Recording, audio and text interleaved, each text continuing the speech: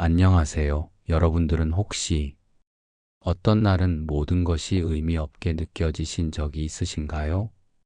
아침에 눈을 떠도 일어날 힘이 없고 무엇을 해도 재미가 없고 앞으로 나아갈 이유를 찾을 수 없는 날들이 있습니다. 마음이 완전히 무너져 버린 것 같은 그런 날 말입니다. 삶을 살다 보면 누구에게나 이런 마음이 무너지는 날이 있습니다. 사랑하는 사람과의 이별, 꿈꿔왔던 일의 실패, 믿었던 사람의 배신, 예상치 못한 상실. 때로는 특별한 이유 없이도 그냥 모든 것이 무너져 내리는 것처럼 느껴질 때가 있습니다. 그럴 때 우리는 스스로에게 묻습니다. 나는 왜 이렇게 쉽게 무너질까? 다른 사람들은 다 잘 사는 것 같은데 나만 왜 이럴까? 나는 정말 다시 일어날 수 있을까? 이런 질문들이 머릿속을 맴돌며 우리를 더욱 절망 속으로 밀어넣습니다. 자책이 시작됩니다. 내가 약해서 그래. 내가 노력을 안 해서 그래. 내가 부족해서 그래라는 생각들이 끝없이 이어집니다. 마치 이미 바닥에 떨어진 사람을 계속해서 짓밟는 것처럼 우리는 무너진 자신을 더욱 혹독하게 비난합니다. 하지만 부처님께서는 이런 상황에 대해 전혀 다른 관점을 제시하십니다. 무너지는 것 자체가 문제가 아니라 무너졌을 때 어떻게 대하느냐가 문제라고 말씀하십니다. 오늘은 마음이 무너졌을 때 다시 일어나는 부처님의 지혜로운 방법에 대해 말씀드리겠습니다. 부처님께서 처음 깨달음을 얻으신 후 설하신 첫 번째 가르침이 바로 사성제입니다. 그 중에서도 첫 번째가 고성제, 즉 고통의 진리입니다.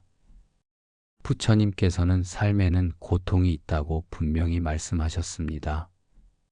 이것은 비관적인 선언이 아니라 현실을 정확히 직시하라는 지혜로운 가르침입니다.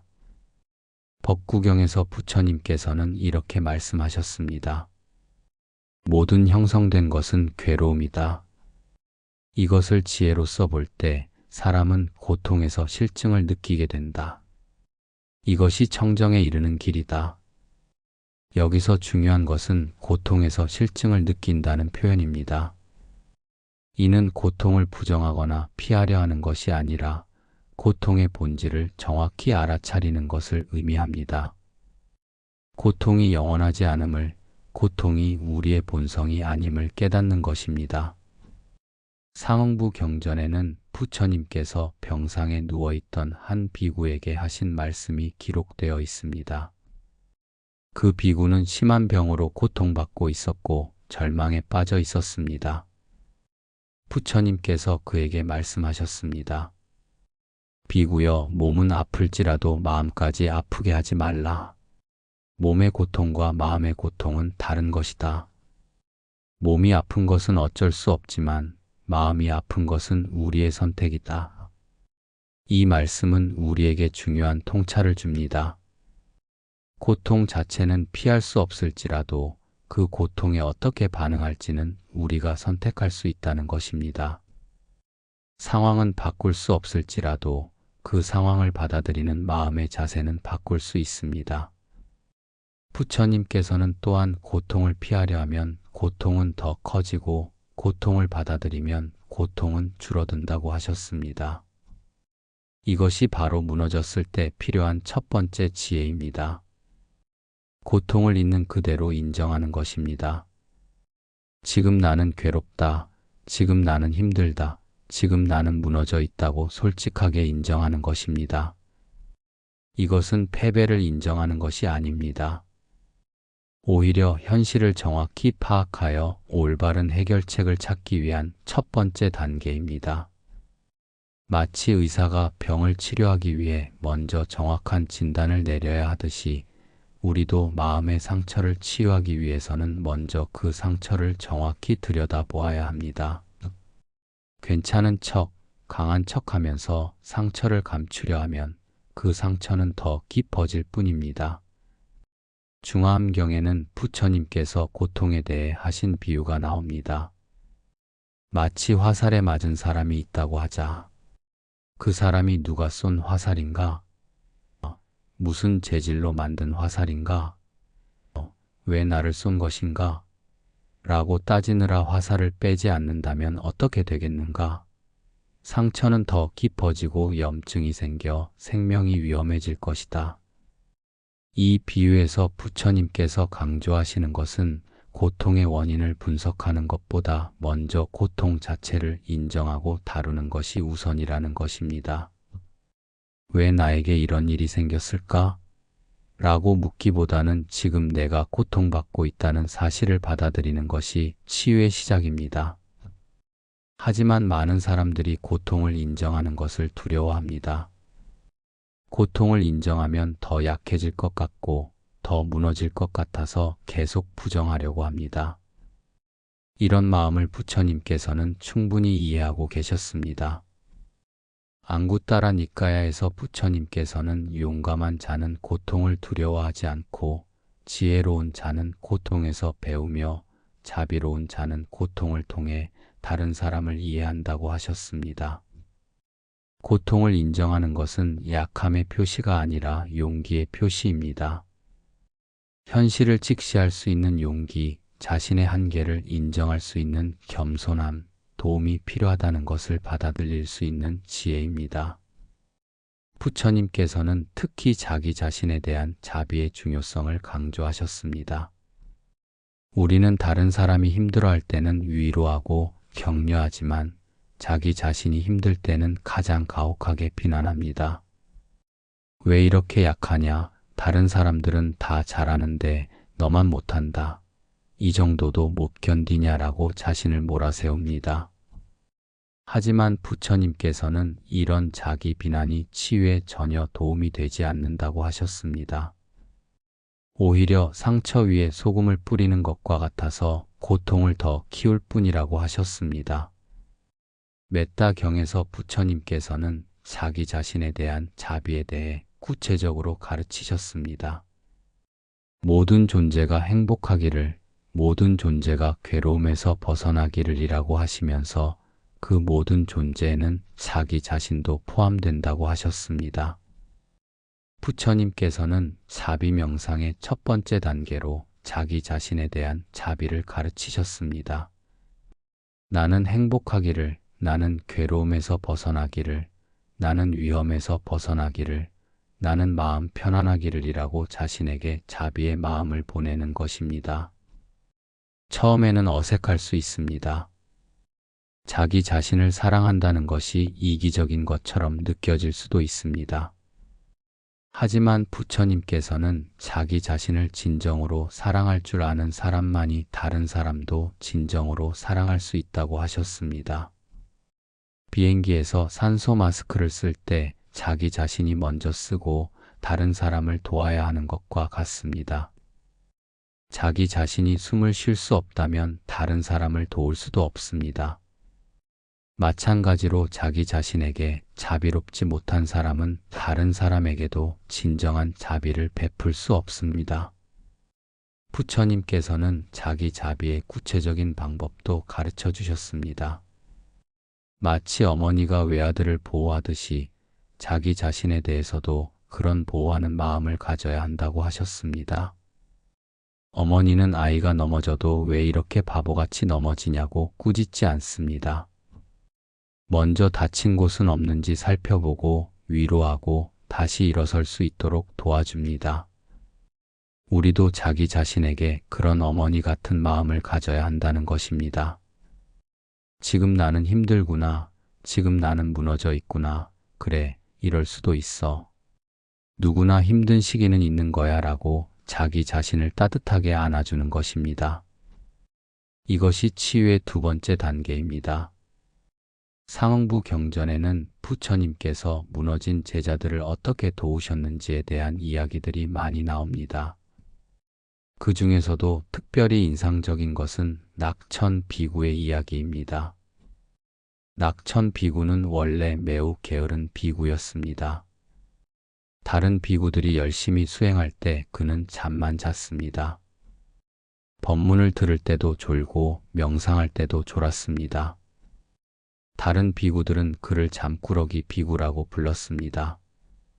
어느 날 낙천 비구는 자신의 게으름을 견디지 못하고 깊은 자괴감에 빠졌습니다.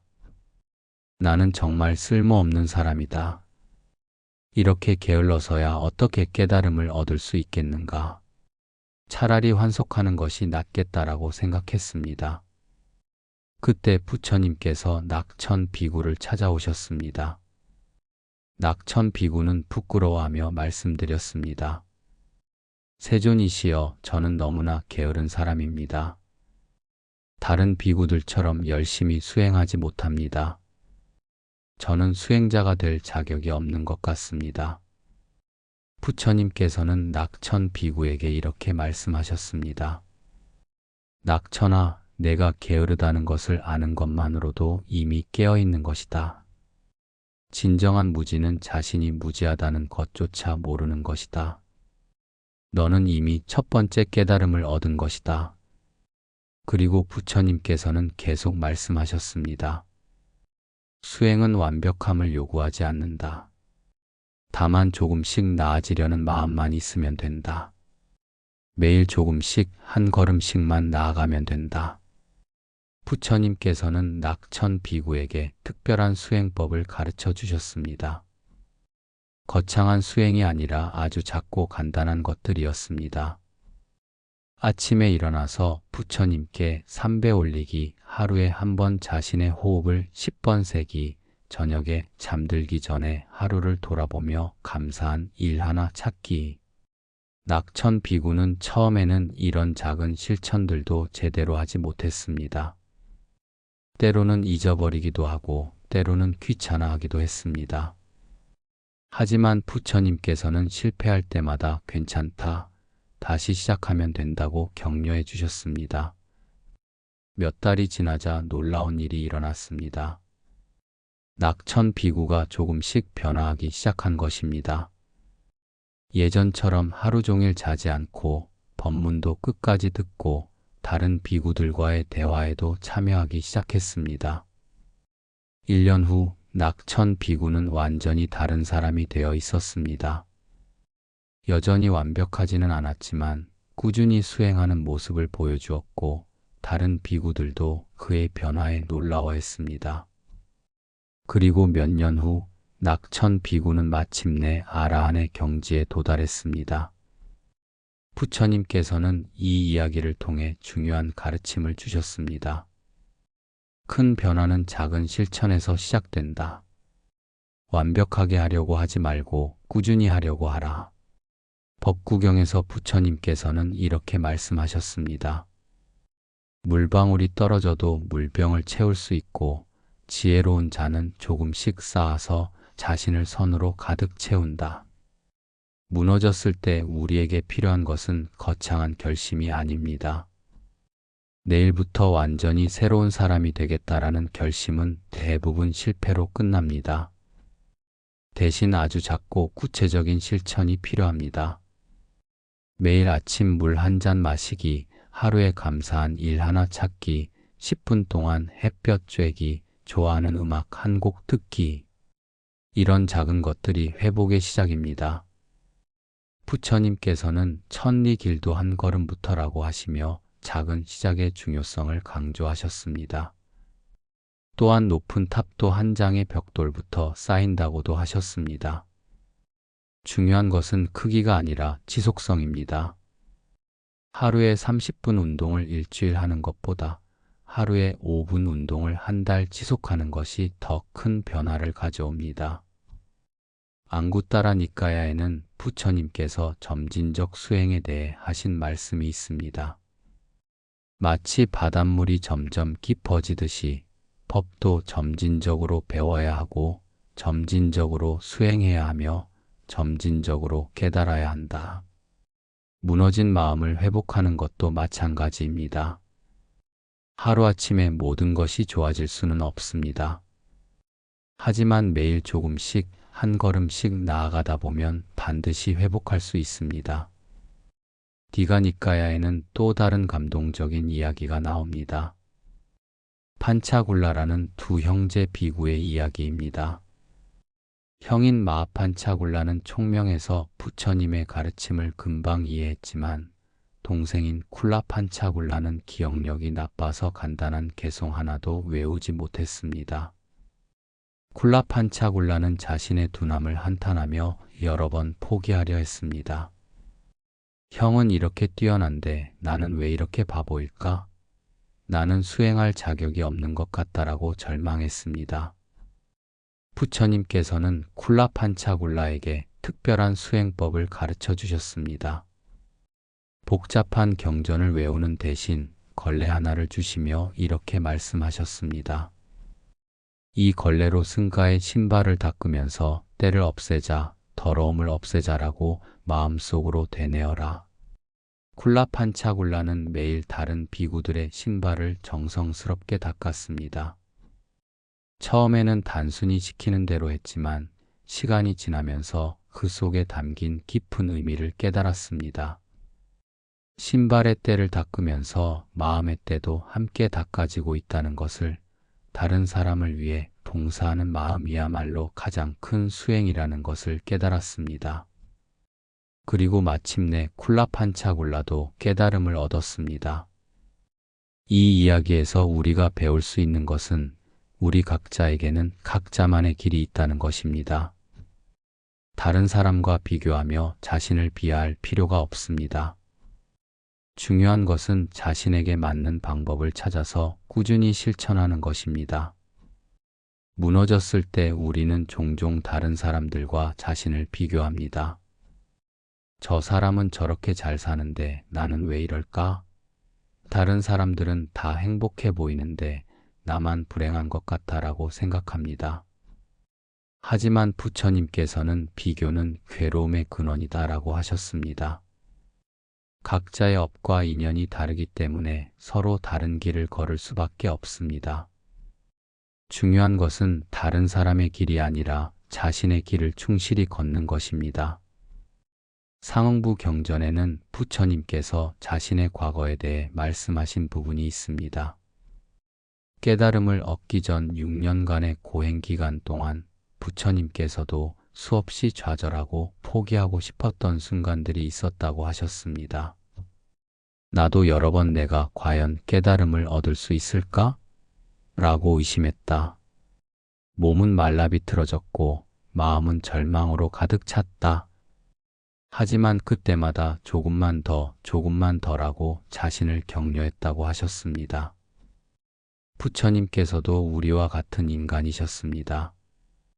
의심하고 좌절하고 포기하고 싶었던 순간들이 있었습니다.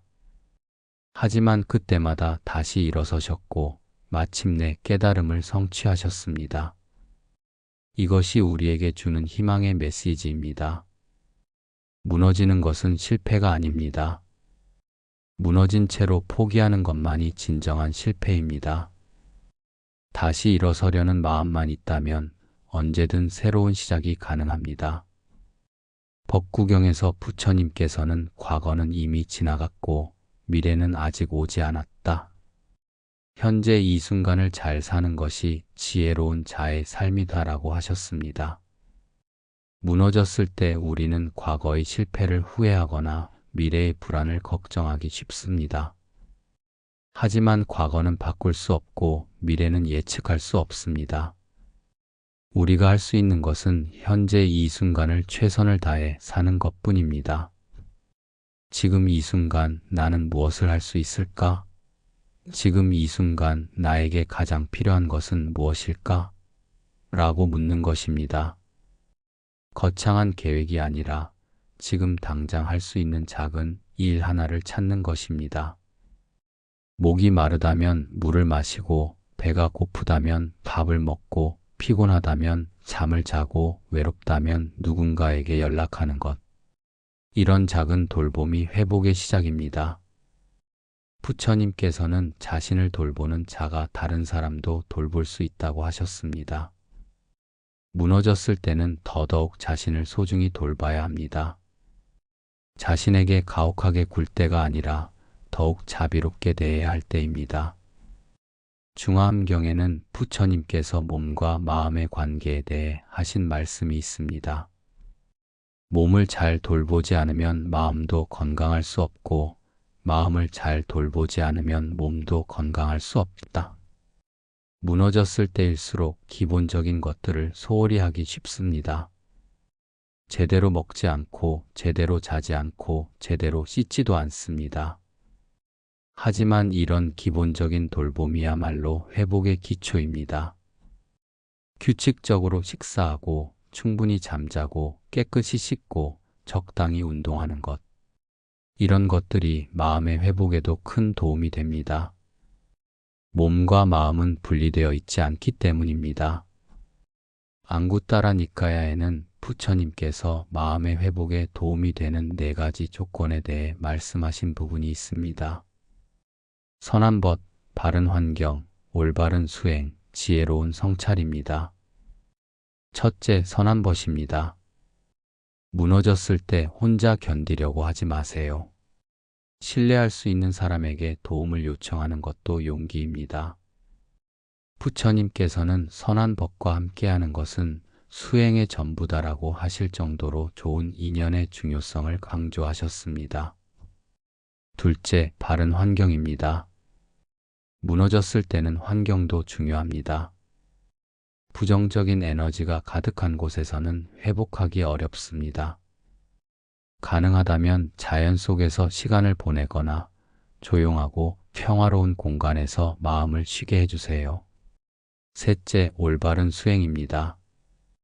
복잡한 수행이 아니라 자신에게 맞는 간단한 수행을 찾는 것입니다. 호흡 명상, 걷기 명상, 자비 명상 등 자신에게 맞는 방법을 선택하여 꾸준히 실천하는 것입니다. 넷째, 지혜로운 성찰입니다. 하루를 마감할 때 자신을 돌아보는 시간을 갖는 것입니다. 오늘 잘한 일, 감사한 일, 배운 것들을 기록하고 내일을 위한 작은 계획을 세우는 것입니다. 부처님께서는 특히 감사의 중요성을 강조하셨습니다. 디가 니까야에서 감사할 줄 아는 마음은 모든 덕의 어머니야라고 하셨습니다. 무너졌을 때일수록 감사할 일을 찾기 어렵지만 그럴 때일수록 더 작은 것에서라도 감사를 찾으려고 노력해야 합니다. 오늘 아침에 눈을 뜰 수 있었던 것, 숨을 쉴 수 있는 것, 따뜻한 물을 마실 수 있는 것, 지붕이 있는 곳에서 잠을 잘 수 있는 것. 이런 당연해 보이는 것들이 사실은 모두 감사해야 할 선물들입니다. 상응부 경전에는 부처님께서 까시마라는 비구에게 하신 말씀이 기록되어 있습니다. 까시마 비구는 심한 우울감에 빠져 있었고 아무것도 의미가 없다고 느끼고 있었습니다. 부처님께서 까시마 비구에게 말씀하셨습니다. 까시마야, 너는 지금 어둠 속에서 빛을 찾지 못해 괴로워하고 있다. 하지만 빛은 이미 내 안에 있다. 다만 구름에 가려져 보이지 않을 뿐이다. 그리고 부처님께서는 구체적인 방법을 가르쳐 주셨습니다. 매일 해가 뜨면 그 빛에 감사하고 새가 지저귀면 그 소리에 귀 기울이고 꽃이 피면 그 아름다움을 느껴보라. 작은 것에서 시작하여 점차 큰 기쁨을 찾을 수 있을 것이다. 까시마 비구는 처음에는 그런 작은 것들이 무슨 의미가 있겠습니까? 라고 회의적이었습니다. 하지만 부처님의 권유에 따라 작은 것들에 주의를 기울이기 시작했습니다. 처음에는 억지로라도 햇빛을 쬐고 새소리를 들으려고 노력했습니다. 며칠이 지나자 조금씩 변화가 일어났습니다.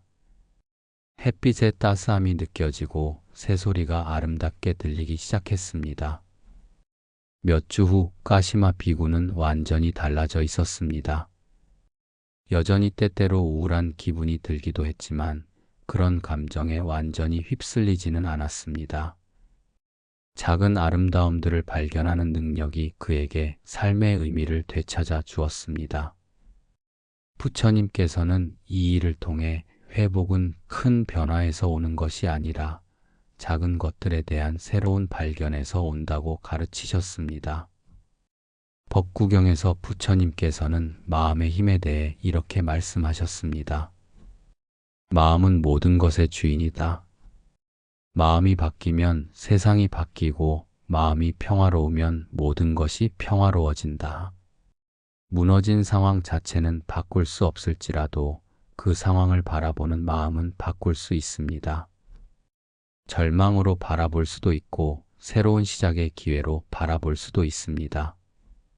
중화암경에는 부처님께서 역경에 대해 하신 말씀이 있습니다. 연꽃은 진흙에서 피어나지만 진흙에 물들지 않는다. 지혜로운 자는 괴로움 속에서도 지혜를 얻고 괴로움에 물들지 않는다. 우리의 고통과 무너짐도 마찬가지입니다. 그 자체로는 괴롭지만 올바르게 받아들이면 그것이 우리를 더 깊이 있고 지혜로운 사람으로 만들어줄 수 있습니다. 고통을 겪어본 사람만이 다른 사람의 고통을 진정으로 이해할 수 있고 무너져 본 사람만이 다른 사람을 진심으로 일으켜 세울 수 있습니다. 상처는 상처로 끝나는 것이 아니라 다른 사람을 치유하는 약이 될 수 있습니다. 앙구따라 니까야에는 부처님께서 보살의 자격에 대해 말씀하신 부분이 있습니다. 진정한 보살은 자신의 고통을 통해 다른 사람의 고통을 이해하고 자신의 회복을 통해 다른 사람도 회복할 수 있음을 보여주는 자다. 무너짐을 경험한 사람은 그 경험을 통해 더 큰 자비와 지혜를 얻을 수 있습니다. 자신이 얼마나 약하고 불완전한 존재인지 알게 되면 다른 사람의 약함과 불완전함도 이해하게 됩니다. 완벽한 사람은 불완전한 사람의 마음을 이해하기 어렵습니다. 하지만 무너져 본 사람은 무너진 사람의 마음을 깊이 공감할 수 있습니다.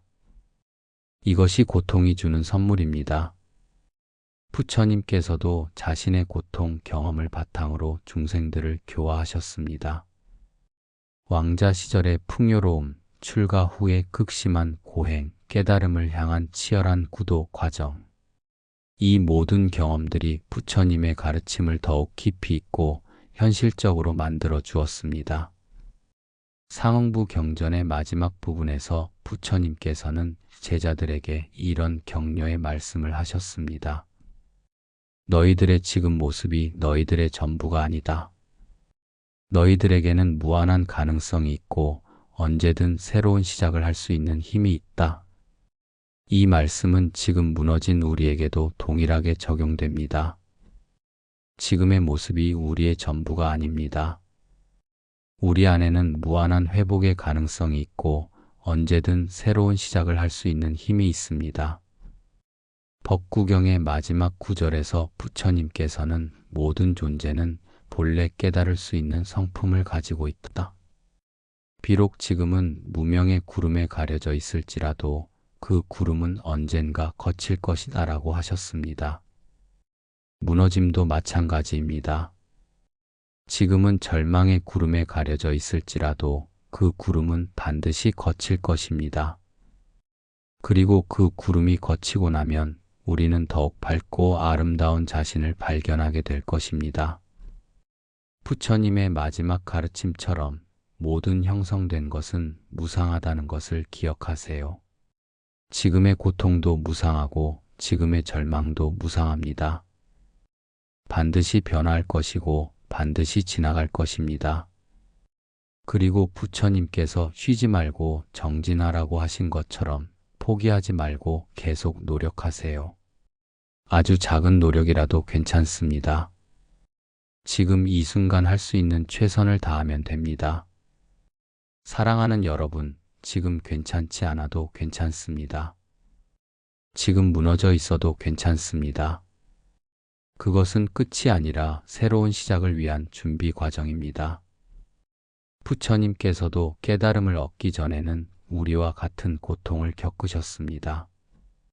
하지만 포기하지 않으셨고 마침내 깨달음을 성취하셨습니다.